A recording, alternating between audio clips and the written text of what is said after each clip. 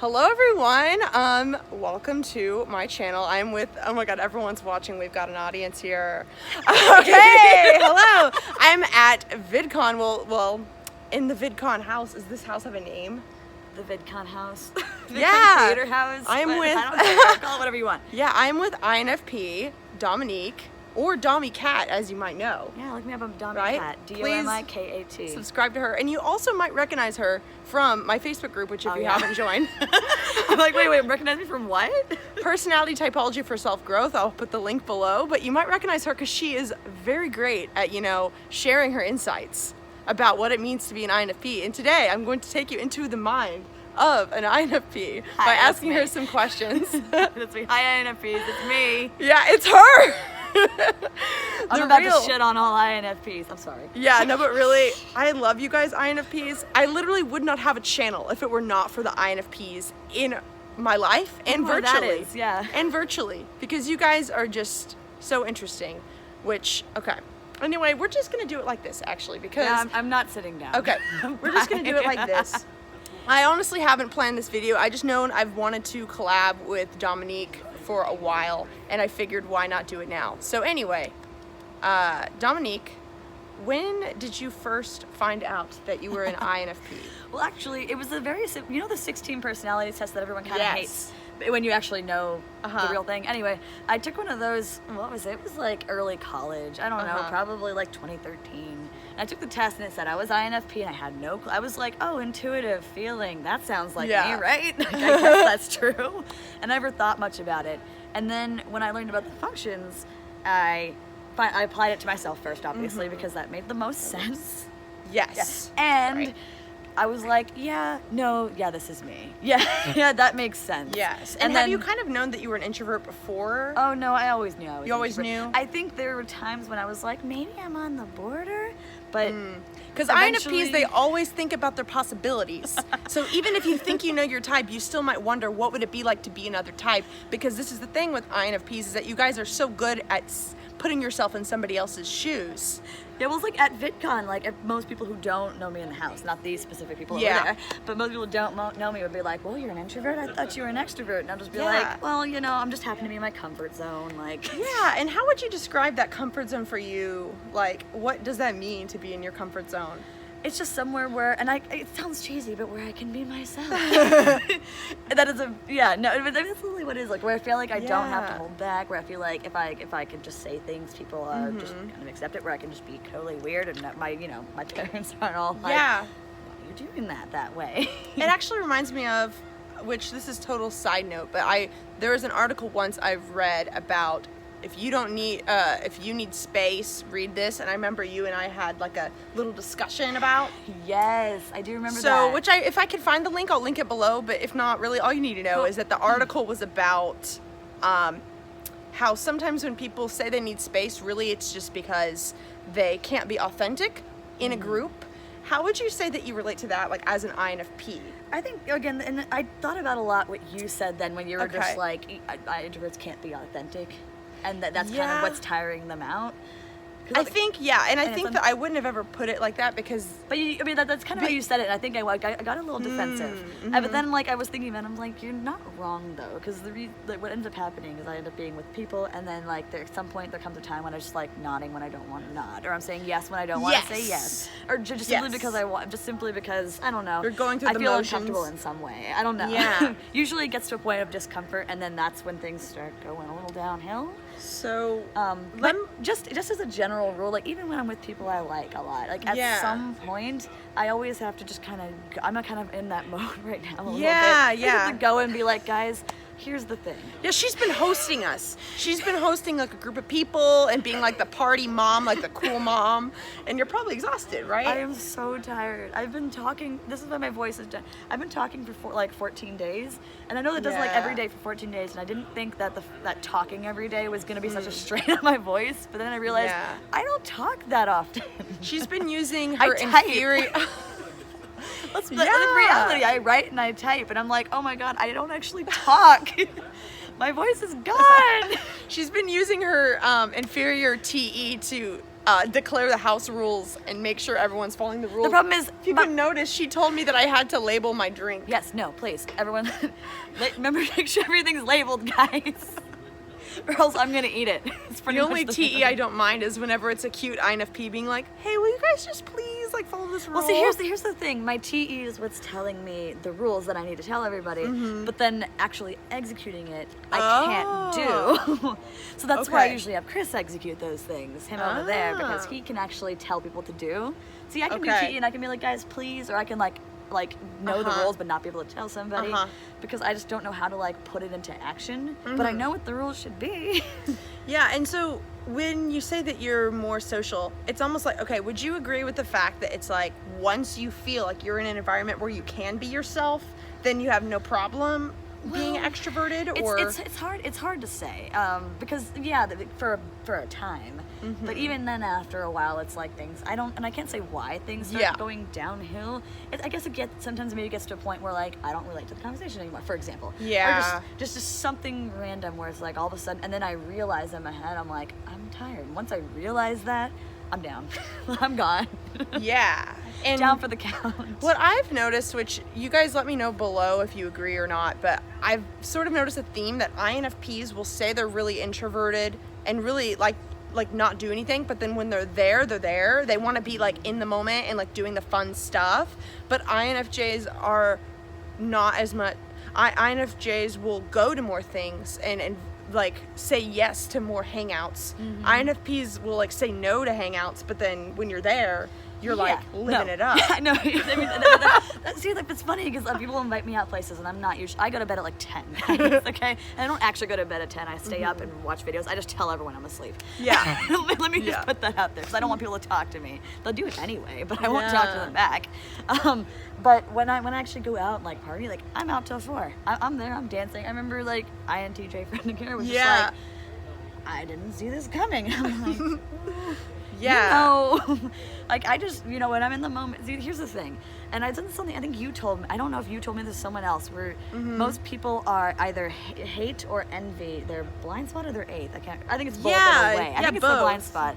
So I very seriously envy SE. Like I envy it so much, like I want, which is why sometimes I'll say people are INFP when they're actually ISFP or ESFP, because it's like I want to see myself in them, and then realize I'm not. This is my other friend too. When you said that with her, I'm like, God damn it, I did it again. My other friend Josie is a very clear ISFP, but I labeled her INFP myself, and then realized later, you're not an INFP, are you? Because you saw how you related to her, and you're more focused on that. And I thought, I think it's more like I thought I wanted to be her. So it's like, oh my God, I'm totally like, I'd go traveling at any moment, that, like I do that. But then I'm like, wait a minute, we're not the same.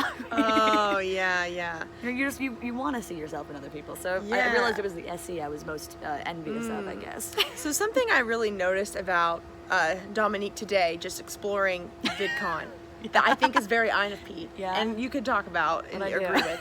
I just think that INFPs have this way of looking at the world as like almost childlike, like ready to play, ready to have fun. You said this, didn't you? And everything that you see, it's like, it's like, what could this be? What could I do? Like, what could your FI do that would be fun, or that would be interesting, or that would be new? And I noticed that in you because I have a hard time doing that, but how would you describe that? Would you agree with that? Well, here's the thing. Like, people can go somewhere and complain about anything. You can be like, this is boring, this is lame, but you also can find adventure anywhere. And like, honestly, it's like, look, okay, it might not be what it was last year. And sometimes off the bat, my head's like, oh, that sucks. But once you're there, like, you figure it out. Like, I'm not going to tell myself it's a bad time. I don't know. I think part of it too is I feel kind of responsible when people in the group aren't having fun. So I feel like, okay, if I'm having fun, if I'm doing something to have fun, then they'll also have fun. Yeah, which I would say this is kind of a use of mild FE that you're seeing. I would probably say. I don't do it that often, but like I do. I mean, I have an ESFJ mom. Like I learn from her. Like in the end, I do learn from her. I'm starting to notice myself using more FI too. So it's like happens. You could do it. Over time, you'll learn it. Yeah. But I like to also. But again, like I'm not just doing it because of everyone. I just know I feel a mild sense of responsibility in my head. But it's also because your FI cares about them having a good time. Oh right? no, I mean I think that's mostly it. Like I mean, and I want to have fun too, and I look around. I'm just like, look, we can have fun doing anything, and I have more fun if you're having fun. Therefore, I'm going to try to have fun, so you'll have fun. Yeah, I know that seems convoluted, but like it makes sense to me. So, what are your tips for making life, or even things that might seem boring, like an adventure or fun? What are some things you do? Well, I mean, again, any is my second function, and I don't use it as much as Crystal does. Yeah, I don't go quite that far, but I'd like to say it's one of my most balanced functions that I use, and I think that happens a lot with that second function. Yeah, the balanced function. So I do see, like, I go around, I see all the possibilities, and I'm pretty good at actually sometimes honing in and being like, okay, these are the possibilities that I want to explore. Yeah, not quite like. Doesn't mean I'm decisive or anything. Like I don't know. So that's almost like using SI, right? Yeah, which I also. Yeah. And how would you explain how you use SI? How do you feel it? How do I feel it?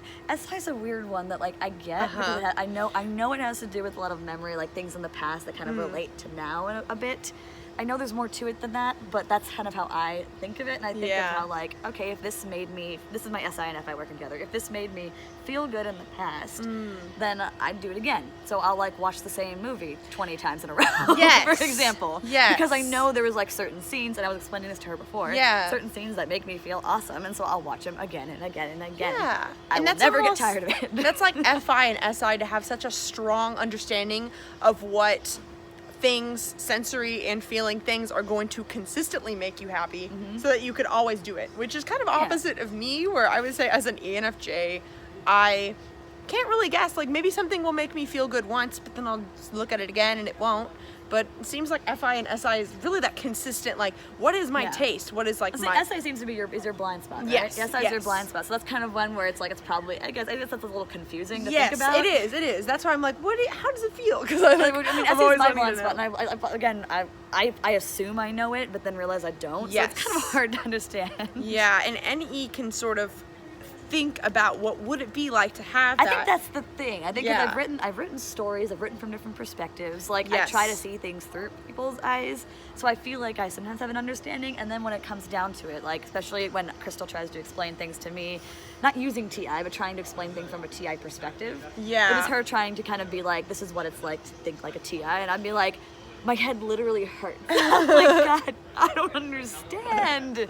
I don't get it, Tia. I hate it, despise it. I'm sorry. I literally despise it. That's fair, because I don't despise it in people. I just despise it as a concept. Yes, and that's fair, because as Crystal and I made a video a few days ago about FI and TI, and we were really realizing. Oh, you did? We were really realizing about how you can't be using FI at the same time as you are using TI, because those two are opposite.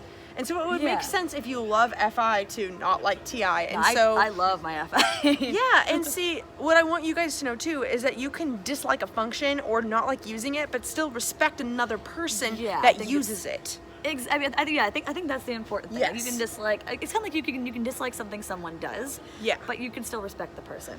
Yes. Themselves sometimes. Yes. Like TE doesn't really work on me, but I think that TE users are great people. You know. I think that's the hardest part about being INFP. I feel like a lot of the reason we are misunderstood isn't just because of the FI, which I think people assume it's because you're not saying your feelings. I don't think that's always the misunderstanding. I think it's because we do try to explain. We use TE, but the people we're trying to explain to often don't quite understand TE. Oh, yeah. It's the way, that's how what I was realizing, is because kind of like with the Kira, I was trying to use TE and also NE at the same time, and it didn't register with her. Yes. And I thought I'm being so logical right now. This is an INTJ friend of hers, by the way. Yeah, so. INTJ friend of mine. Yeah. But like, it wasn't registering with her. I'm like, I feel like I'm being so logical, like so clear, like how do I make this clearer?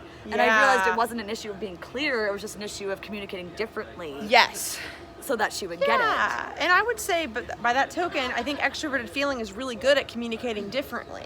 Yeah, no, exactly. And it's not that I necessarily will feel less misunderstood, because there's still other reasons, but I think that FE can explain differently depending on who they're talking to. Yep. Where FI, would you agree, you explain based on what you think makes sense, or what, or... Well, I mean, I don't know. So, I mean, it's kind of hard because like, I feel like TI is more of the what you think Oh, makes okay, sense. yeah. Which is why it's hard for me to understand. Yeah. Because in some ways I'm like, why does that doesn't make that's not logical at all. But it's not logical from like a perspective of like what everyone thinks is logical. Like, you know, 2 + 2 = 4. But then if you're my grandfather, 2 + 2 can also equal 5 according to some really strange math loophole. Oh my God, does he always bring that up?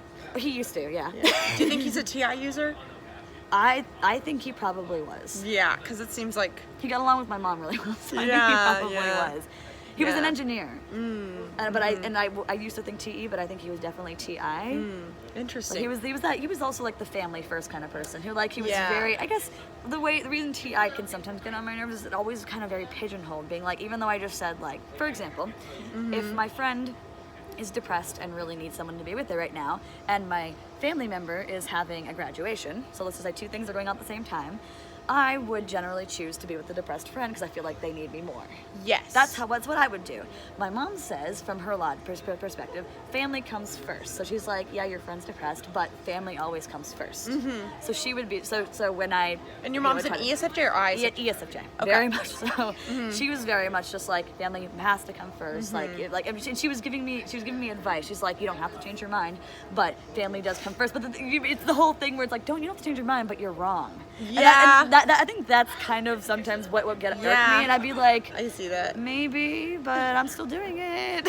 So here's the way I would explain that, is Yeah. that FI and TE, they want to do what will be the most useful in TE, and where you want your love to go the farthest. Yeah. And you know that if you're at a family function, your love might not go that far. Because there's like 10 other family members there, so I'm like, look, she's got the family.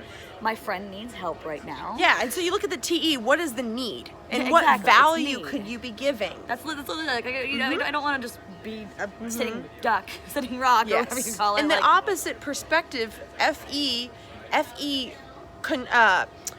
an extroverted judging function, we organize people, feelings by categories. And so family would be a different category than friend. Which means the things you do to friends are different than the things you do for family. Yeah, for her it had to do with priorities a lot. Like, Yes. It was very much a prioritization, but it was never in terms of like a situational thing. Yes. Now, even though I'm an FE user, I relate to what you're saying, and I would probably want to do what she's doing. Probably because Everyone uses functions differently. Yes, You know? because as an NFJ, I don't want to stick to the same SI rule that family always has to be first. I would rather be different based on the SE situation. But I do think, what your mom might be getting at, as an EFJ, is that she might be wanting to look out for you and might think that you feel obligated to your friend.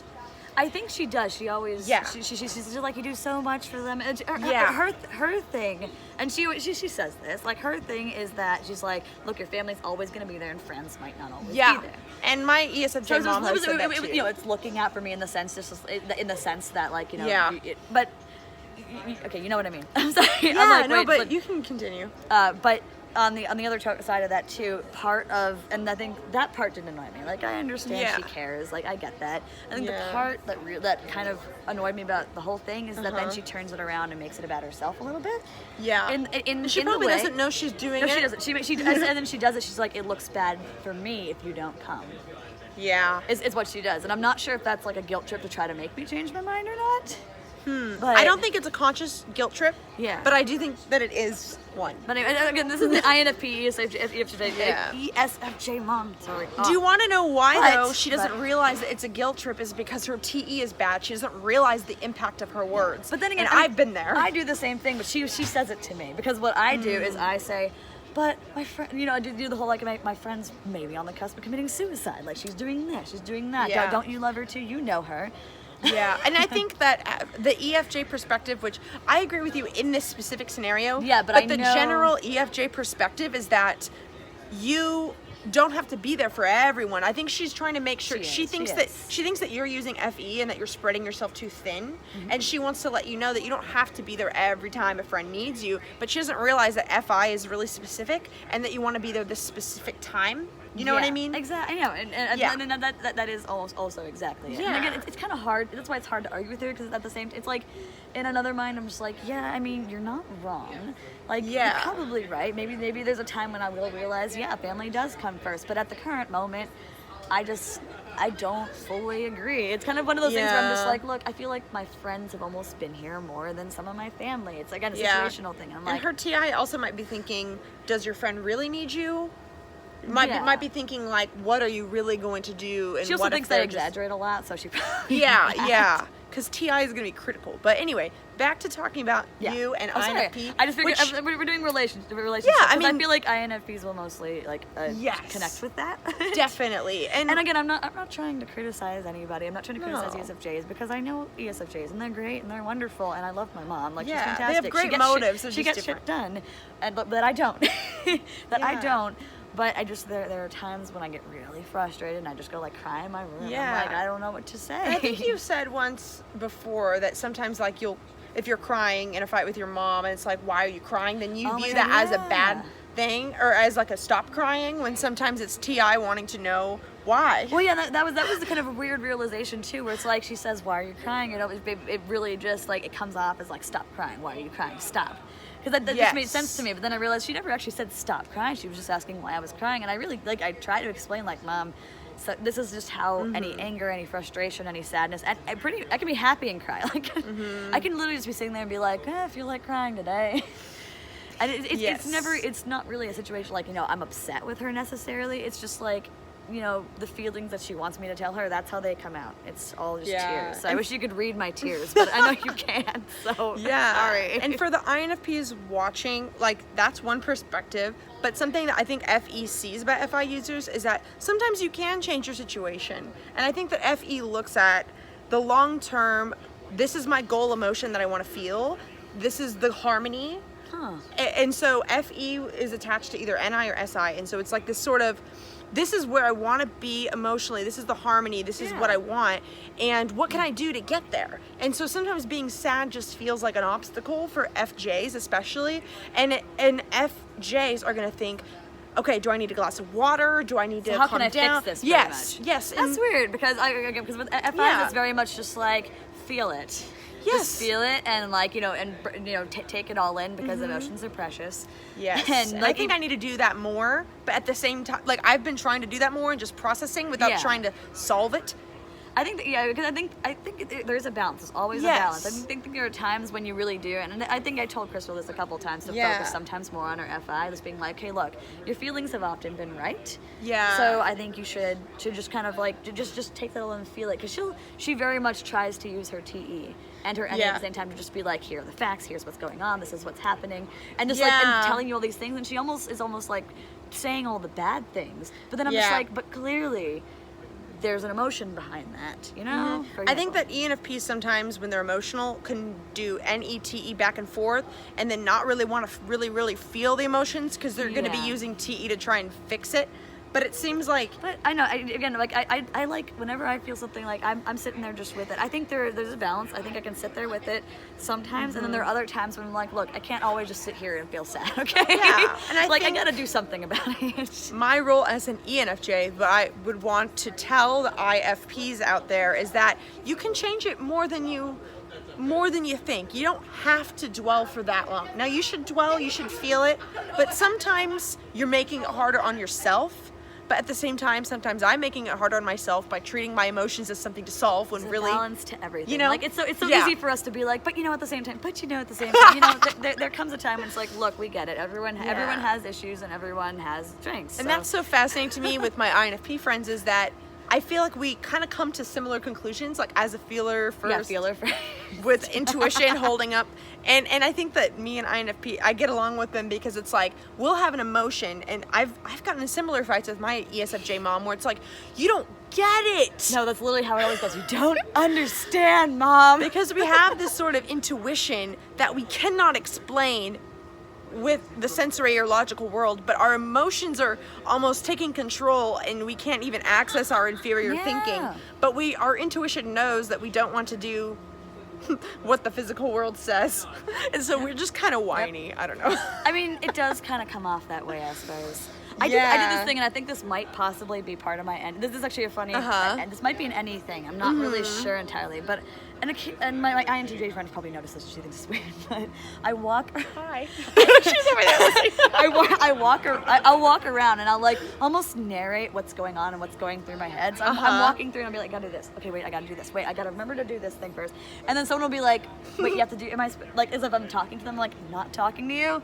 Just narrating my life and trying to figure out what I need to do. And there's like a bajillion things I feel like I have to do at once, and I'm just like, okay, which one do I do first? So you guys, I did a video. So you guys know, some of you guys might know that I recently was visiting my friend Crystal, who's an ENFP, and she so much like that. Yeah, and she was saying. We were driving trying to find parking, and she said, please tell me that there's parking or something. And I laughed, and then she's like, I did this last week. I know you did. And she was like, I wonder if you laughed because that's a TE thing. And I'm like, I don't know. I would never say that. Who are you talking to? She's like, I'm talking to the universe. I'm like, but okay. And then she was like, yeah, I bet that's a TE thing. And then I literally, I see Dominique, and then she's like, please tell me that I can pay for this parking. And I was like, oh my God, I like lost it. I was like, this has got to be an NFP thing or something. So if you're an NFP and you've ever said, please tell me, comment below. And the thing is, I always narrate these things. Like, I'll be pulling a parking spot and be like, please tell me there's no one fucking behind me right now. I absolutely please don't say that guy things. please tell me that guy isn't being a complete, oh, he is. I just talk to myself, and everyone's like, who are you talking to? And I'm like, I'm not talking to you. I'm talking, that's what I say is I'm talking to myself. Yeah. But I guess technically it's like talking to the universe. Yeah, well, I think that this is very NENTE, just sort of commentary. And I think this is how some NFPs have gotten me wrong or been misunderstood by me, is because I don't narrate my thoughts. I'll sometimes be like, And the thing is, I'm not narrating all my thoughts. I'm just kind of narrating what I know. It's like I need to do something, or something needs to happen. And if something needs to happen, I guess that's a very TE thing. I don't know. But something needs to happen, and usually if I say it out loud, I'm like, it's gonna get done. So it's like, so it motivates you? It's like I gotta charge my phone. I gotta plug it in. Oh wait, I gotta take a shower. Run on. Oh wait, I forgot to actually charge my phone. And I'm saying it out loud as I'm doing this. Oh, I do the opposite thing where sometimes I'll be like, oh, and I'll go, and then someone will be like, oh, what are you doing? And I can't tell them because I'm too busy thinking about what I have to do. So I almost do like, I think NINTI is just too, I can't even express. If I were to express it, then I wouldn't get it done. So, okay, a couple questions I do want to ask before we finish is, how would you say that you fit the stereotype of an INFP and don't fit the stereotype? Okay, well, every INFP has probably been told at some point in their life or has thought that they should be an author. And that is definitely a stereotype that I have fit. Yeah. Because I definitely first used to think that I was going to be an author.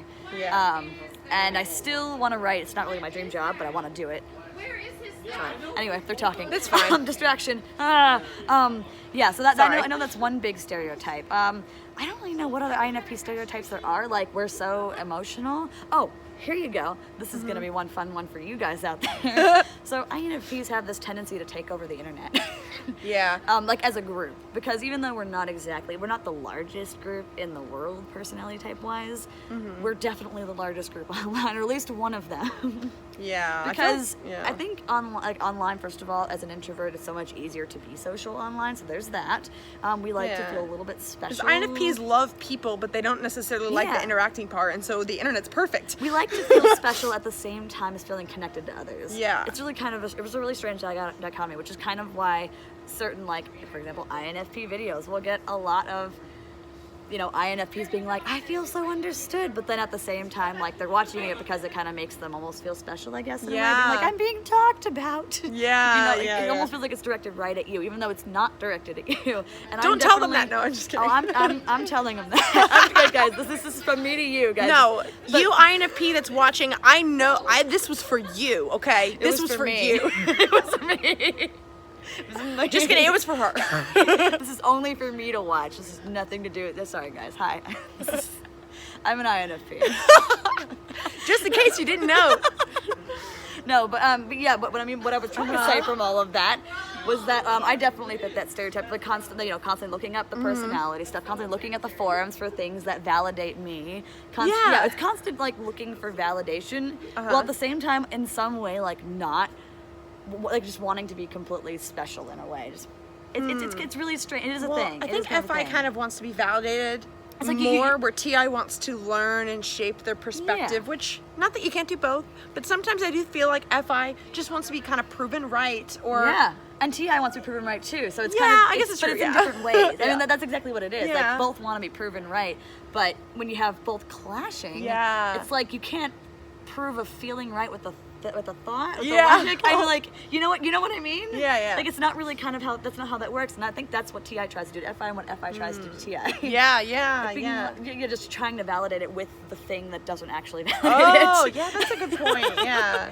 For sure. So that's what that's what I realized. Anyway, but I keep going on tangents. Gosh. No, yeah, this is an INFP thing for sure.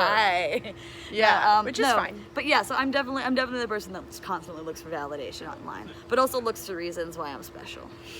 Yes. So did you answer the why you think you might be different than other INFPs? Look, or do you? I don't know. You don't know? It's hard. That's I fine. think I might have a little more FE than most INFPs, mostly because I grew up in a certain household where that was just like it was like more of a cultural thing. Like it's a Brazilian. We grew up in a Brazilian household. Like it's very much like FE was kind of how you do things. Yeah. Oh, so it's almost like your SI was like trained. I guess so. Yeah, in a way. So it's not fully FE, but like it's like low, very, very low, poorly developed FE, but it's there.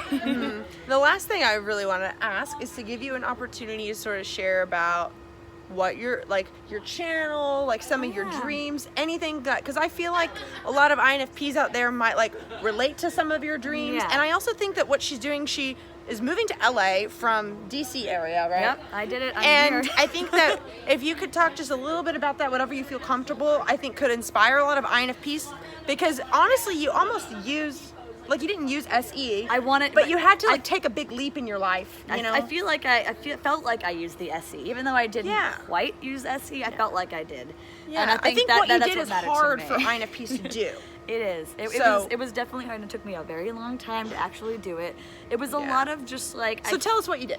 Okay. Well, I was planning the move for like 4 years, and I kept saying, okay, so here's the thing with INFPs, and I know we all do this, and there's a few other types that do this too, where you keep saying you're gonna do something, and then it doesn't get done. And usually it's because it's kind of like, it's like if you're envious of SE like me, you're like, I'm gonna do this. Oh, it's gonna be so much fun, and then like something else kicks in, whether it be SIT, like there's a lot of things, and I think NE is a big one that kind of kicks in, where it's like, wait, but you gotta think about this and this and this, and what what about money? What about your family? What about this? What about that? Yeah. And then like your T has to kind of like logically explain. Like break it all down.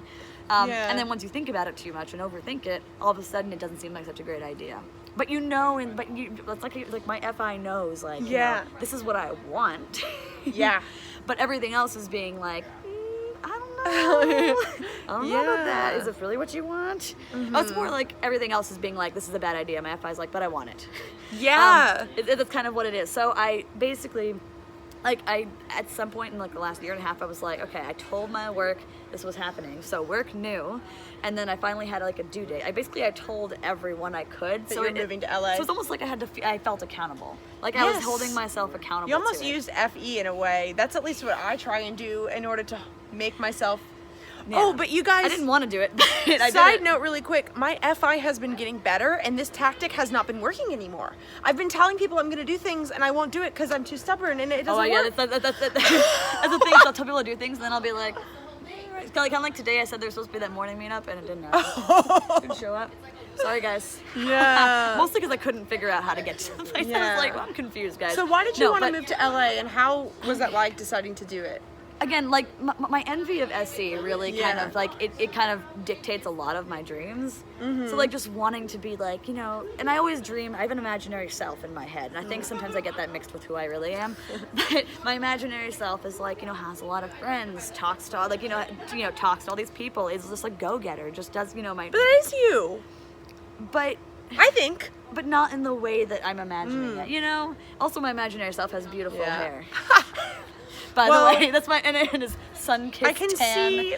I can see not wanting to be where you know you want to be eventually, but I do think to my SE, I see that. But I think that's why I wanted to go to LA, because I was like, look, I'm in the same place. I felt really stagnant, and I was like, I need to get somewhere else. Part of the reason why I went to school in Missouri, I was like, I need to do something new, get out of the town.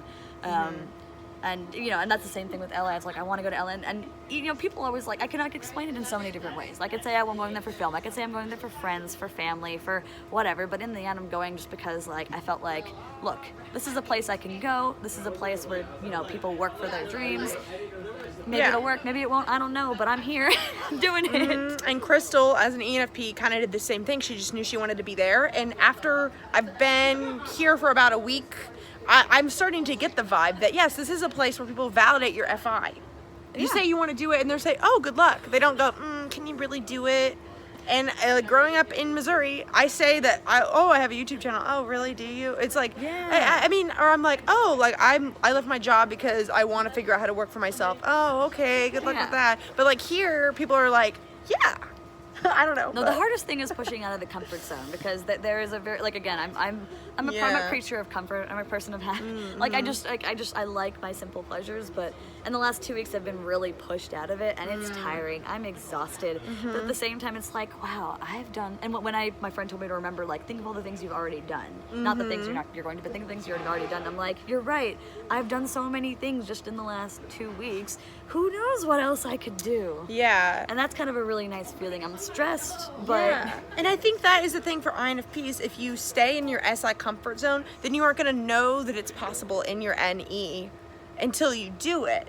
And I have a thing I know I want to end it on of advice, but is there anything else you wanted to say on that subject? No, I was gonna say hi. My channel's Domi Kat. Oh yeah, tell me about your. My channel's Domi Kat, DOMIKAT. Yeah. And I make comedy, storytelling, vlogs, whatever. Yeah. And I have a second channel that's gonna make film and music separately. Yeah. You can find that later. Yeah. But yeah, so that's pretty much what I do, and I call myself, I'm the introverted adventurer.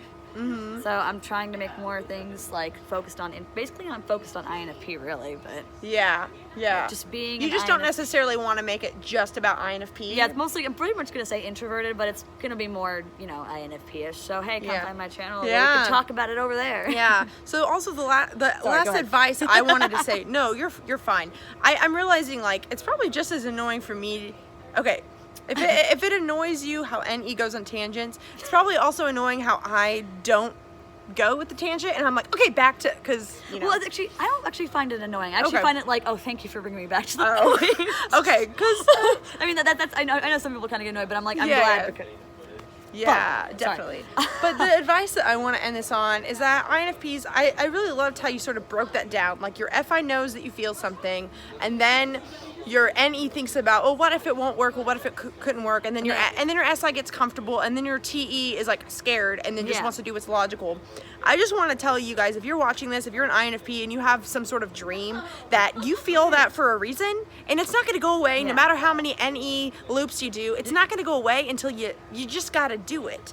The biggest problem, and this is what someone else told me, if you listen to everyone has a little bit of all the functions. Everyone uses a little bit of them. Yes. And if you, for any reason, listen to other people who have, and I know, hi.